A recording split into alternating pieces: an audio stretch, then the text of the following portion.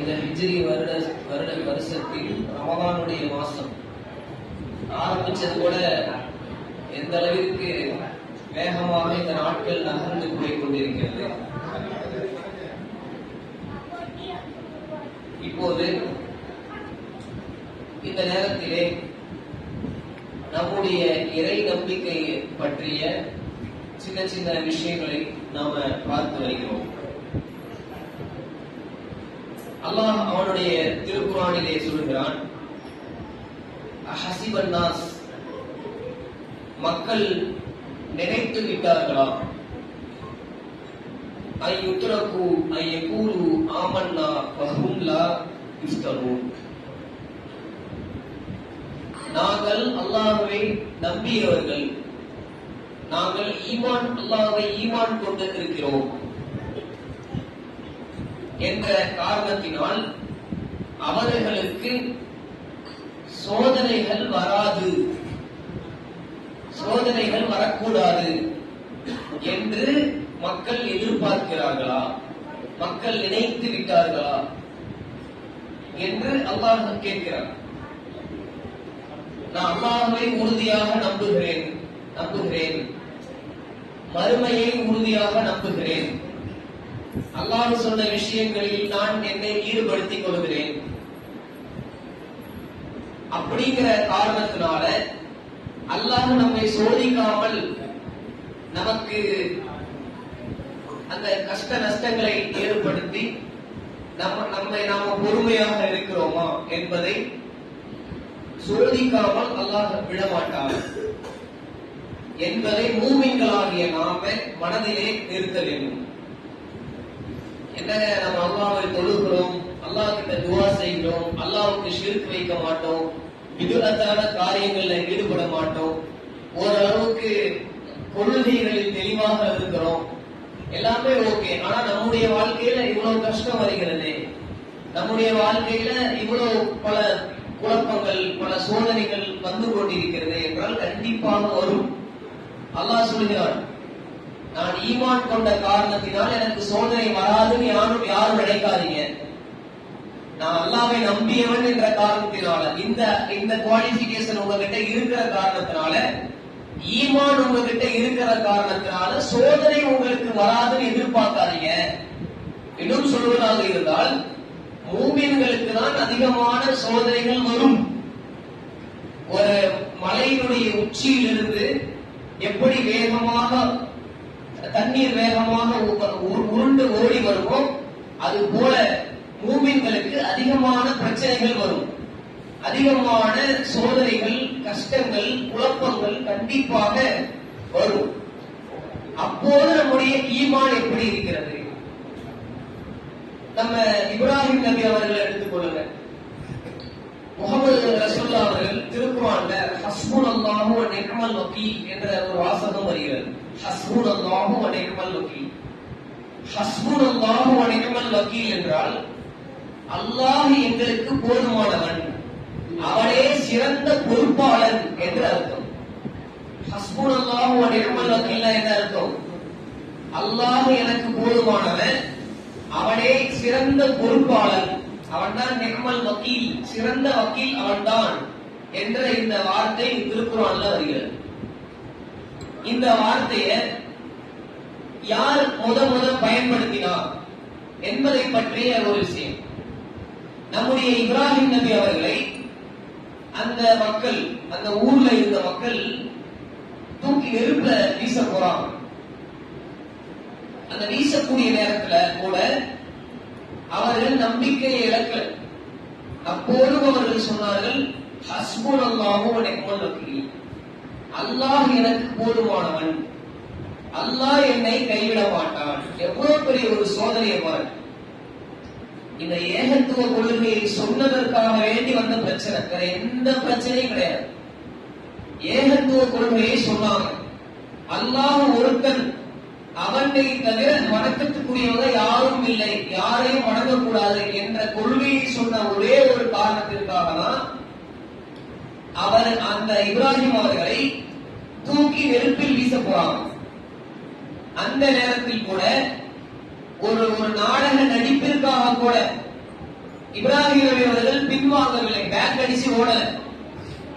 அவர்களை பொறுத்தவரையில் என்னுடைய கொள்கை இதுதான், இதுதான் என்னுடைய மரபு, இதுதான் என்னுடைய அல்லாஹ் எனக்கு காட்டிய வழி என்பதை டைரக்டா நேரடியான மனிதர் இதுதான் சரி அப்படிம்பாங்க.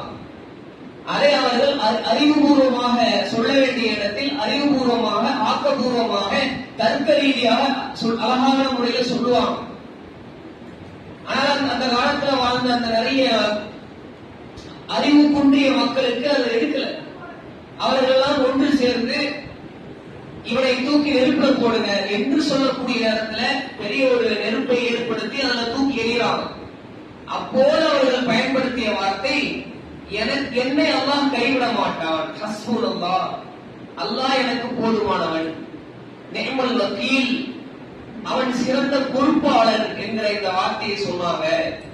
அதே வார்த்தைய இப்ராஹிம், அதாவது இப்ராஹிம் நபி அவர்கள் சொன்ன அதே வார்த்தையை முகமது ரசூலுல்லாஹ் அவர்கள் சொல்றாங்க.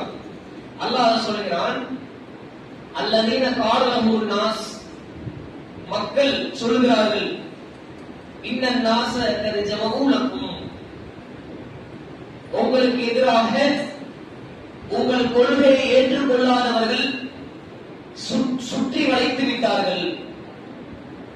உங்களுடைய கொள்கைக்கு எதிரான மக்கள், உங்களுடைய ஈமானுக்கு இஸ்லாத்திற்கு எதிரான மக்கள் உங்களை சுத்திட்டாங்க. சுத்து போனதுமாமல்ல, ரவுண்டு கட்டிட்டாங்க. எனவே ஃபக்ஷவுஹும், நீங்கள் மக்களை அஞ்சிக் கொள்ளுங்கள் என்று பலகீனமான அந்த மக்கள் சொல்றாங்க. மக்களை அஞ்சிக்கணும், மக்கள் நிறைய பேர் சேர்ந்துட்டாங்க, நிறைய பேர் ஒன்று கூடிவிட்டார்கள் என்று சொல்லும் போது ஃபஸாதஹும் ஈமானஹும், இந்த சொல் அவர்களுக்கு ஈமானை தான் அதிகப்படுத்தியதாம். இப்படி ஒரு கொள்கைவாதி, ஒரு இஸ்லாமிய கொள்கைவாதி, ஒரு உறுதியான ஈமான் கொண்ட ஒரு மனிதன் எப்படி இருக்கணும்? உன்னுடைய கொள்கைக்கு எதிராக ஒன்று திரண்டிட்டாங்க, எல்லாம் சுத்து போட்டுட்டாங்க, நீ தனியா நிக்கிற, மாட்ட போற, உன்னை முடிக்க போறாங்கன்னு சொல்லும் போது ஆட்டோமேட்டிக்கா அந்த வார்த்தைகள் ஈமானை அதிகமாக்கி இருக்கிறது. அந்த சஹாபாக்களுக்கு, முகமது ரசூலுல்லாஹ்வுக்கு ஈமானை அதிகமாக்கியது.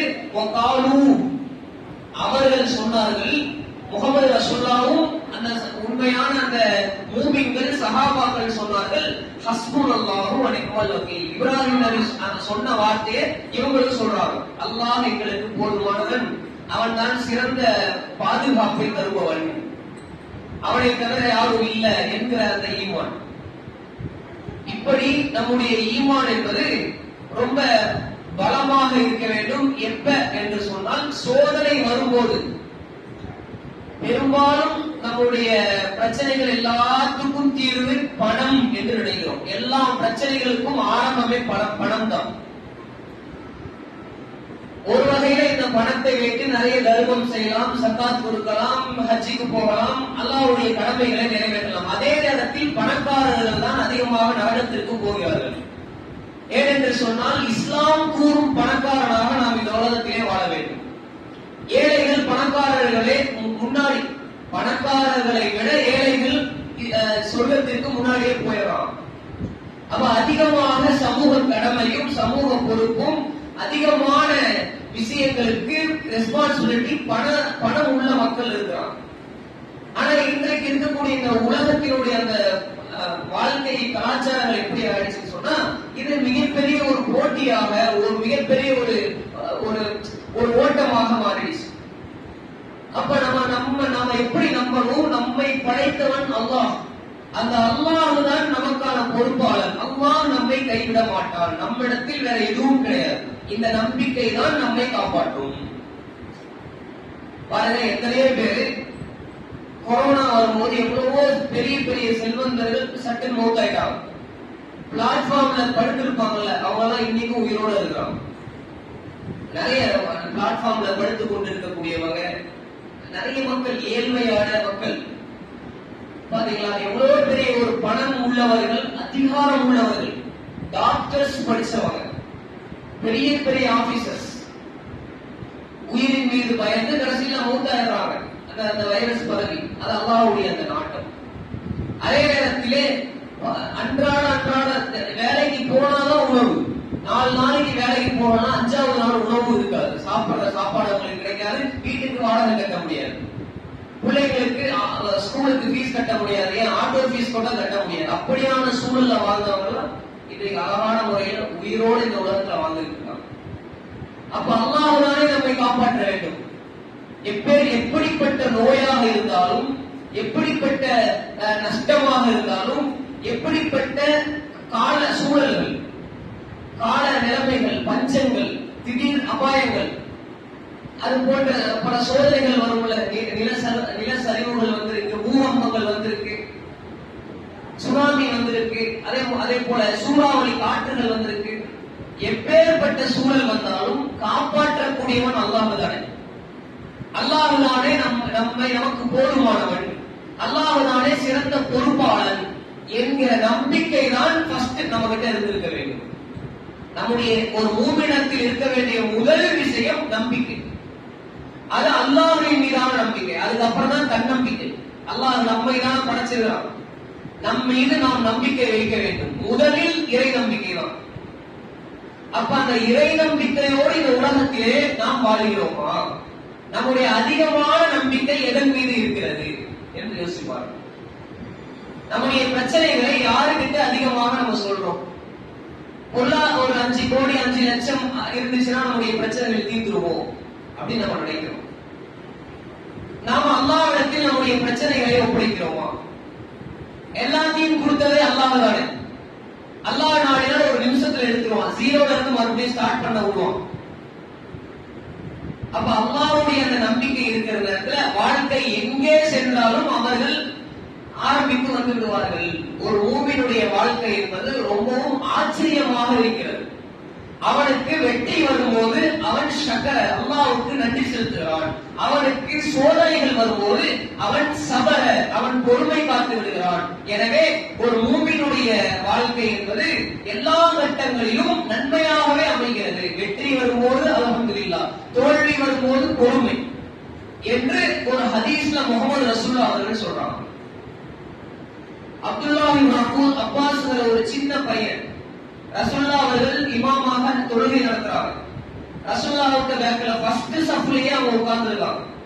இன்னைக்கு வாலிபர்கள் எடுத்துக்கோங்க, எந்த வாலிபராவது பள்ளிவாசல்ல வந்து பள்ளிவாசலை கூட்டி பெருக்கி பள்ளிவாசலுக்காக உழைக்கிற வாலிப கூட்டத்தை பார்த்திருக்கீங்களா? 30 வருஷத்துக்கு முன்னாடி இங்க இருக்கக்கூடிய வயசானவங்க பள்ளிவாசல் பராமரிப்பு வேலையை செஞ்சிருப்பாங்க, ஏழை எளிய மக்களை பத்தி நினைச்சிருப்பாங்க. இன்னைக்கு இருக்கக்கூடிய வயசானவர்கள் தொழுகை நடத்துவாங்க, அவங்களுடைய பிள்ளைகள் அடுத்த மக்கள் தொழுகை நடத்துவதற்கு வைக்கப்படுறாங்க. இது நிதர்சனமா இருக்கா இல்லையா? ஒரு 10 நிமிடம் பயான் பேசுவதற்கு நம்முடைய மக்கள், நம்முடைய சந்ததிகள் வைக்கப்படுறாங்க. மார்க்கத்தை பற்றி நம்மோடு நம்ம கூட கலந்துரையாடுவதற்கு அவர்களுக்கு ஷைத்தான் வெட்கத்தை கொடுக்கிறார். தொழுகையை நடத்துவதற்கு மனப்பாடம் பண்ணி நான் ஒரு 4 ரக்காத் 6 ரக்காத் தொழுகை இருக்கிறேன், ஒரு வித்திரு தொழுகை இருக்கிறேன் என்கிற மாதிரி முன் வர மாட்டேங்கிறான். ஆனா அன்னைக்கு அந்த ஃபர்ஸ்ட் சஃப்லயே அந்த சின்ன பையன் அப்துல்லாஹ் அப்பாஸ் ரலியல்லாஹுடைய மகன், அதாவது அந்த ஹதீஸ்ல அவங்க சின்ன பையன் தான், சின்ன வயசுல இருக்கிறான். தொழுகை முடிஞ்ச உடனே முகமது ரசூலுல்லாஹ் கேட்கிறாங்க, யா முனைம், சிறுவனே, அல்லாஹ் அல்லிமுக பி கலிமாத்தி, நான் சில கோட்பாடுகளை உனக்கு சொல்லித் தரவா, ஒரு சில தத்துவங்களை சொல்லித் தரவா, அதன் மூலம் அல்லாஹ் உனக்கு பயனளிக்க கூடும் என்று சொல்லிவிட்டு ரசூலுல்லாஹ் சொல்லிக்கிறாங்க. வலா ரசூலுல்லாஹ் எனக்கு சொல்லித்தாங்க என்று சொல்லும்போது அவன் சொல்லிக்கிறான், இஹ்ஃபலில்லாஹ் இஹ்ஃபல்க, நீ அல்லாஹ்வை பேணி வாழ்ந்து கொள், அல்லாஹ் உன்னை பாதுகாப்பான். அல்லாஹ் என்ன சொன்னாலும் அது போன்ற ஒரு லைஃப் ஸ்டைல் அமைச்சுக்கிட்டா அல்லாஹ்வுடைய பாதுகாப்பு வளையத்திற்குள் அல்லாஹ் நம்மை வைத்துக் கொள்வான். அடுத்து சொல்றாங்க, இஹ்ஃபலில்லாஹ தஜிதுஹு துஜாஹக தஜிதுஹு அமாமக. ரெண்டு ஹதீஸ்கள்ல ரெண்டு விதங்கள்ல சொல்றாங்க. அல்லாஹ்வை பேணி வாழ்ந்தால் அல்லாஹ் எப்படியான வாழ்க்கையை வாழ சொல்லியிருக்கிறான், இந்த துனியாவில வாழும்போது எப்படியான வாழ்க்கையை நாம வாழணும்.